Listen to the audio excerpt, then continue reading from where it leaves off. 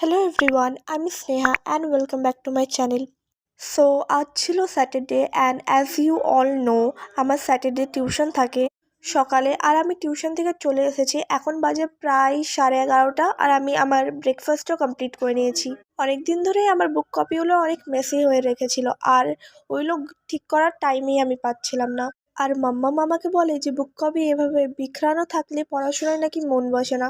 তাই আমি ভাবলাম যে সব কাজ ছেড়ে আমি আজকে আমার বুক কপিগুলো গুটিয়ে নিই। জন বুকসগুলো আমি রেগুলার পড়ি, ওই বুকগুলোই আমি রেখে নিয়েছি আর বাকিগুলো কাভার্ডে রাখা আছে।